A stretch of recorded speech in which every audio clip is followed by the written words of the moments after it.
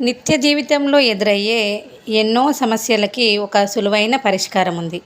శివమహాపురాణం, లింగపురాణం ప్రకారం శ్రావణ సోమవారాలు శివుని ఆరాధనకు, అభిషేకానికి విశిష్టమైనవిగా చెప్పబడినవి.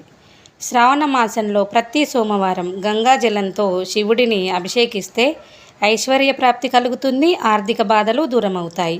ఇక శ్రావణ సోమవారం శివపార్వతులకు కుంకుమ పువ్వు కలిపిన పచ్చి పాలను నివేదిస్తే వంశాభివృద్ధి కలుగుతుంది.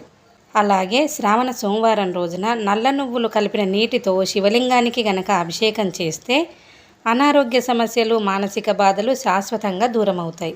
వైవాహిక జీవితంలో సమస్యలు ఉన్న దంపతులు శ్రావణ సోమవారం రోజున పంచామృతాలతో శివపార్వతులకు అభిషేకం చేస్తే అన్యోన్య దాంపత్యం కలుగుతుంది.